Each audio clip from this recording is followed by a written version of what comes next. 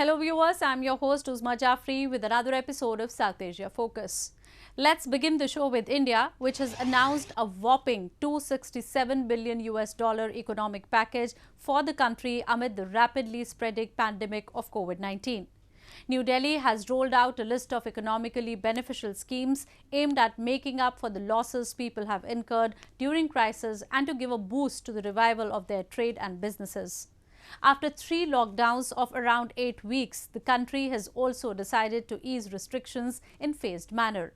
While the economic sector will be resumed partially, other industries will operate with limited workforce.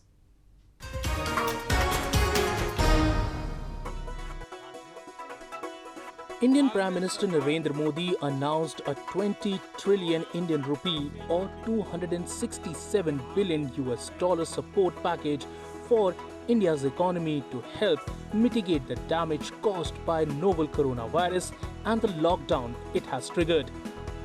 The decision was taken as India's government is starting to pull back from one of world's tightest lockdowns of 1.3 billion people that has left millions out of work and stranded in cities far from home while infections keep rising. Now, India is one among those countries that have spent 10 or more % of their GDP to recover from major economic dent they have endured due to the pandemic. Prime Minister said that his government is looking to provide strength to every section of the Indian economy. ये package Bharat की GDP का करीब 10% है। इन सबके जरिए देश के विभिन्न वर्गों को आर्थिक व्यवस्था की कड़ियों को 20 लाख करोड़ रुपए का संबल मिलेगा, सपोर्ट मिलेगा। India's manufacturing output contracted by more than a fifth in March from a year earlier, driven by the closure of thousands of factories during the lockdown. Industrial output, which includes manufacturing and mining, contracted 16.7% in March from a year earlier. Lockdown का चौथा चरण, lockdown 4, पूरी तरह नए रंग रूप वाला होगा, नए नियमों वाला होगा। राज्यों से हमें जो सुझाव मिल रहे हैं, उनके आधार पर लॉकडाउन 4 इससे जुड़ी जानकारी भी आपको 18 मई से पहले दी जाएगी। The decision was hailed across the business class and commoners across the country. Everyone supported the decision, saying that such a huge economic package will definitely support the economy that has suffered a massive setback in past few weeks. It wasn't just the people, but the market too soared the following day. The NSE Nifty 50 index rose 2.68% to 9,441.55, while the S&P BSE Sensex was 2.80% higher at 32,254.16. India has come up with an elaborate plan to support the small and medium enterprises that have been severely impacted. There is a collateral-free automatic loan for MSMEs which is being provided. This will give facility up to 3 lakh crores. There are no guarantee fees, no fresh collaterals required. So I guess this will benefit 45 lakh units so that they can resume their business activity and also safeguard jobs. While India has put a special focus on the return of the migrant workers to their homes, particularly in the last few days, the Finance Ministry has rolled out a special plan for them. The government aims to help them monetarily by including them in the Manrega scheme that guarantees employment to the unemployed. The migrant workers will also be getting a special concession at the purchase of homes in coming times. Meanwhile, industries in part of India have resumed their operations following strict government guidelines. Smartphone maker Lava is among the early birds to have restarted partial manufacturing at its factory on the outskirts of New Delhi with barely 600 of its 3,500 workforce. Factories are being allowed to operate with roughly 1/5 of their capacity with stringent guidelines to maintain social distancing and hygiene standards. World's biggest lockdown, along the extensive government campaign of social distancing and hygiene, have so far given positive results.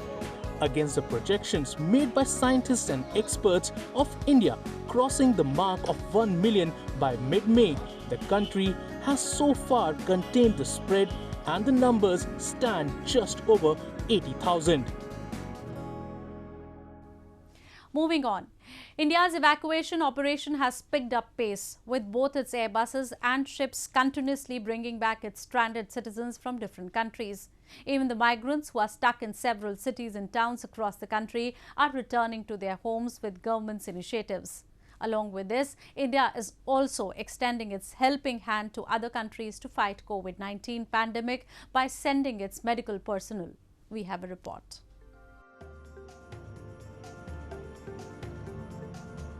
Under its mission Vande Bharat of mass evacuation through ships, 2 warships of Indian Navy, INS Jalashwa and INS Magar, have evacuated hundreds of its nationals stranded in various countries.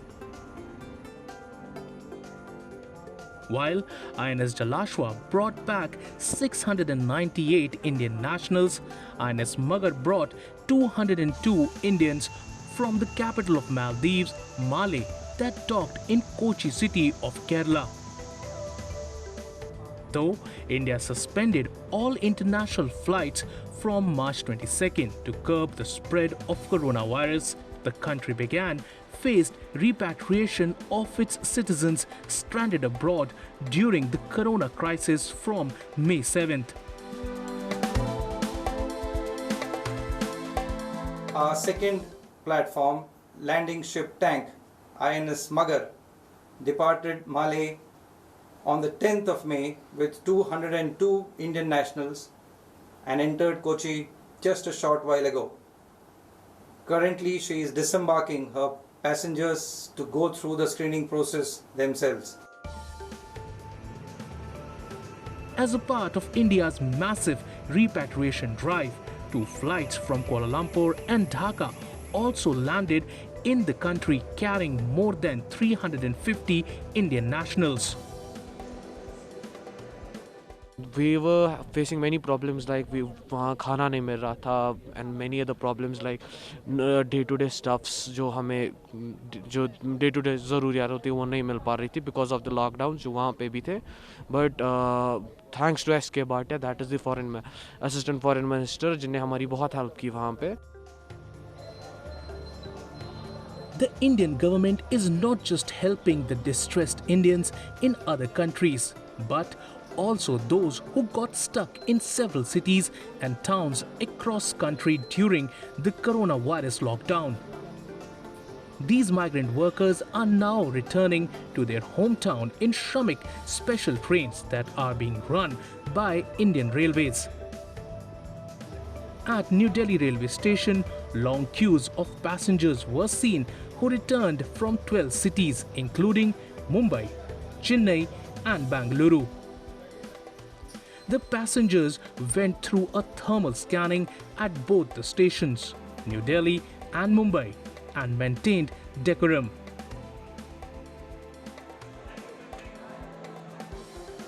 Meanwhile, in Nasik city of Maharashtra too, migrant workers queued up to board special train deployed to carry them to their home in Madhya Pradesh.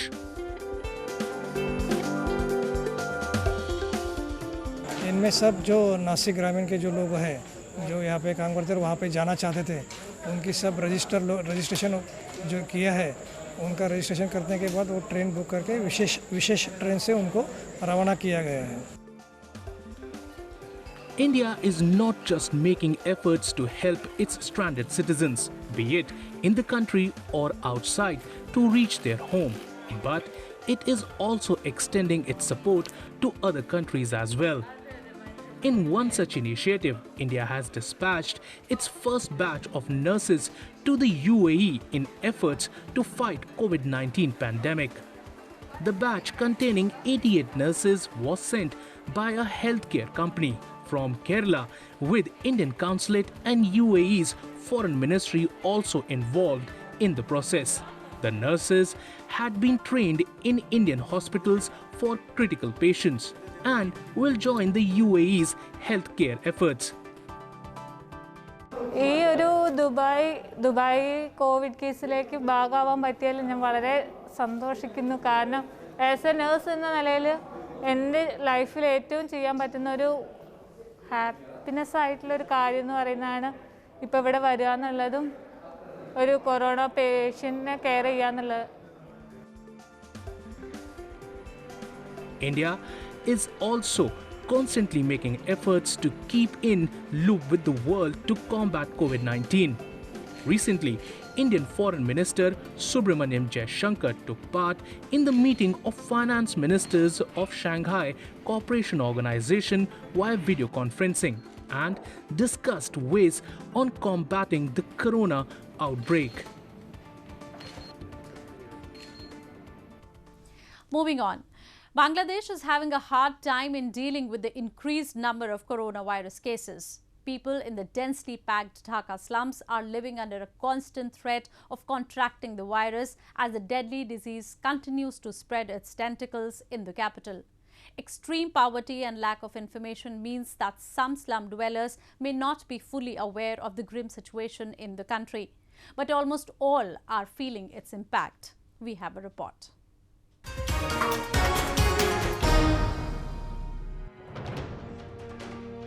A large number of people in Bangladesh's capital Dhaka are living at high risk of contracting the deadly coronavirus as the contagion has spread to almost all parts of the city. Many of them are at the low rung of socio-economic ladder and they are neither equipped with masks and sanitizers to protect themselves nor they have enough knowledge about the virus. Many of them work as rickshaw pullers, daily wage laborers or domestic helpers and have been without a job during the pandemic. Their houses are overpopulated where 6 to 8 people are forced to live in a single room.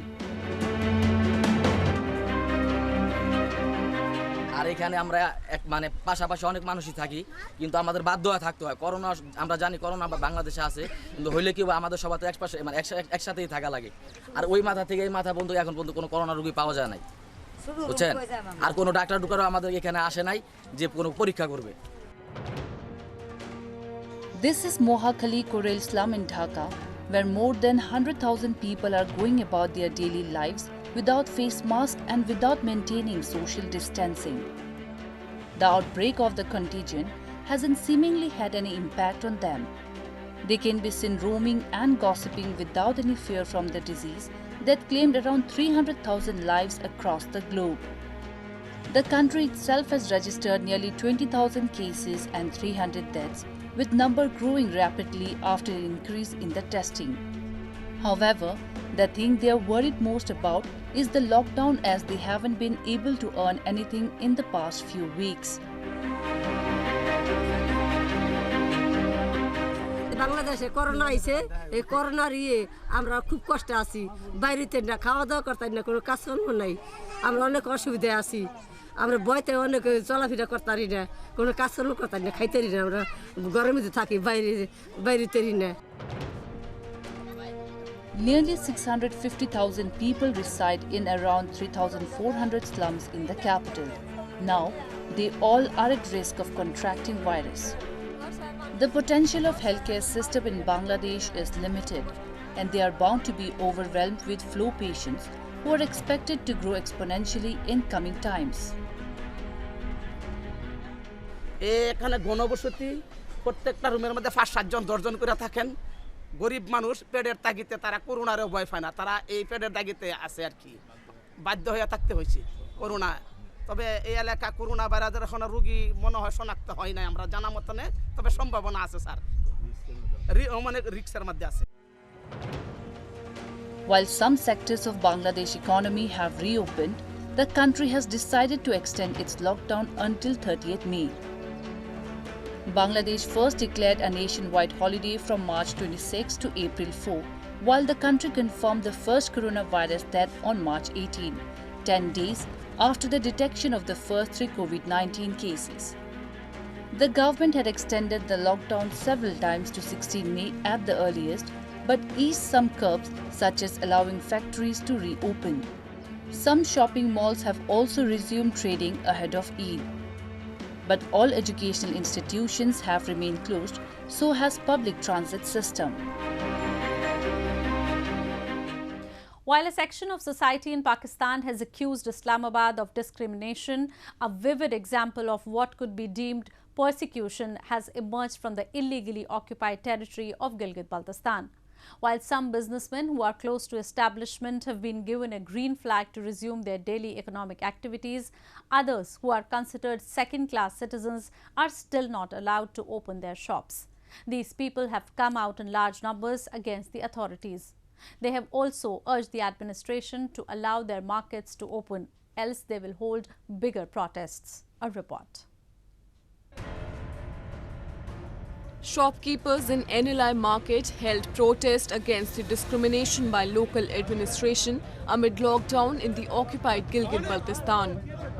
They blamed the authorities for allowing shops in other markets to remain open with designated time, but their shops are closed for over a month.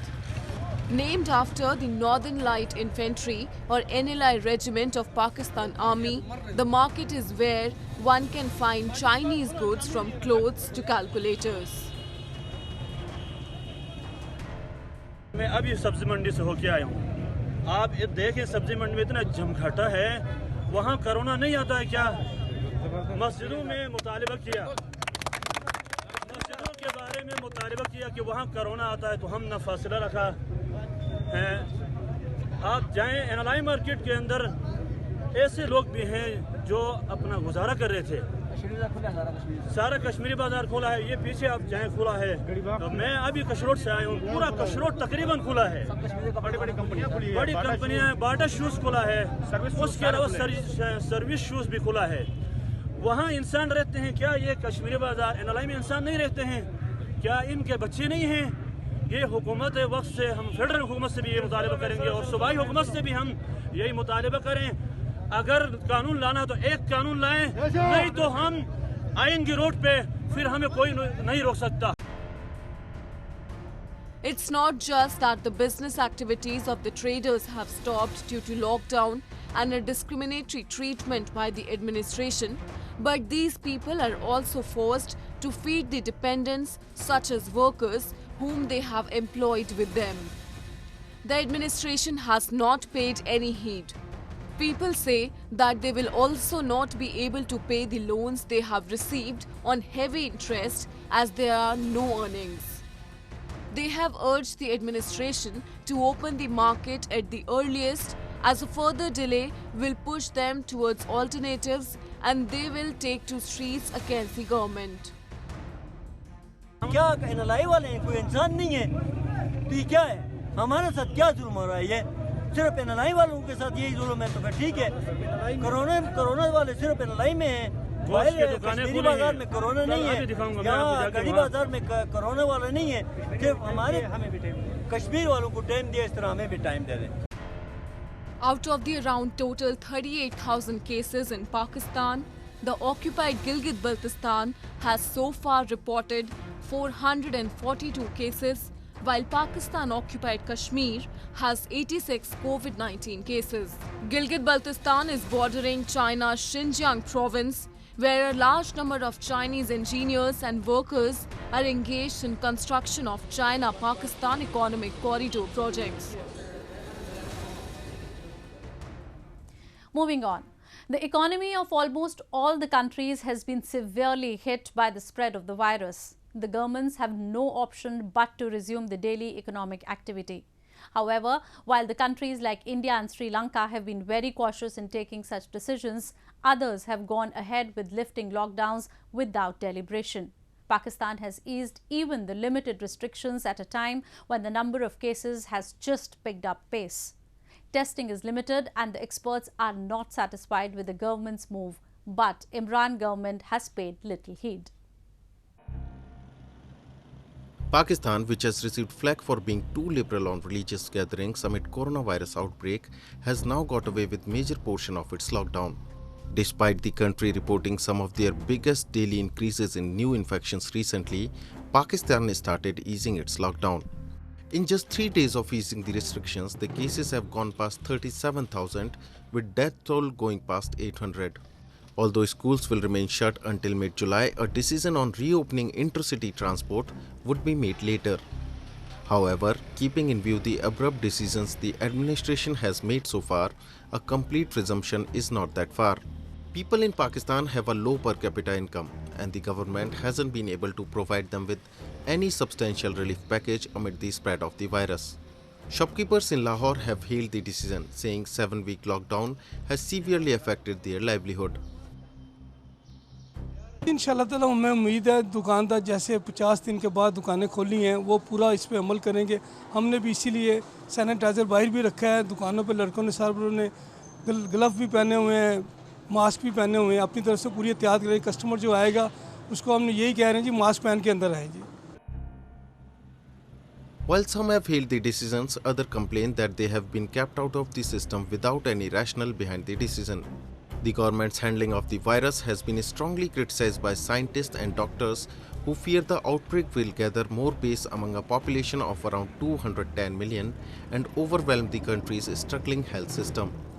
Some of the locals even said behind the camera that the administration has blindly followed the steps taken by other countries without actually following the measures taken by them. Kirana markets के अंदर आप चले जाएं, वहाँ पे corona नहीं है। Medical market के अंदर कोरोना नहीं है, तो क्या कोरोना की सिर्फ क्या मॉल्स के अंदर ही है? अब हुकूमत सिंध से हमारी इल्तिजा है कि खुदारा आप मॉल्स को भी आप इजाज़त दे दें, हम भी अपने SOPs पे अमल करेंगे। The island nation of Sri Lanka too has eased restrictions after weeks of strong vigil and tough lockdown. Businesses, public transportation and government departments gradually reopened in Sri Lankan capital of Colombo as authorities relaxed a lockdown which began in mid-March. Social distancing was enforced on public transport while government employees were required to wash their hands and undergo temperature checks before entering offices. අපි මාස දෙකක් තිස්සේ මේ වැඩපොළවල් වහලා තිබ්බේ මේ corona රෝගයත් එක්ක අපිට රජේ නිකුත් කරා මේ වැඩපොළවල් අරින්න කියලා. ඉතින් රජයට කියපු ආකාරයට මේ නීති අනුව අපි වැඩපොළ කරගෙන යනවා. පෞගිය කාලේ අපිට ආර්ථික ප්‍රශ්න සෑහෙන්න තිබ්බා. ආර්ථිකය වැටිලා බිස්නස් වැල්ලා. ඉතින් අපිට ගොඩක් සතුටුයි මාස දෙකකට පසුව හරි අපිට මේ ආයතනය කරගෙන වැඩ කරන්න මාර්ගය සලසා දීම ගැන අපිට ගොඩක් සතුටුයි. Curfews will continue to be observed in some places in some districts of the country. The island nation, which is heavily dependent on tourism, has reported 925 confirmed cases of COVID-19 and 9 deaths so far. For government departments in Colombo, only a third of the original workforce will be allowed to return to offices. Private businesses have also been asked to scale down their number of employees at the workplace. After a brief relaxation, Sri Lanka has even decided to put country into lockdown once again from Sunday to check the spread. With that, we come to the end of this week's episode. See you next week. Goodbye and take care.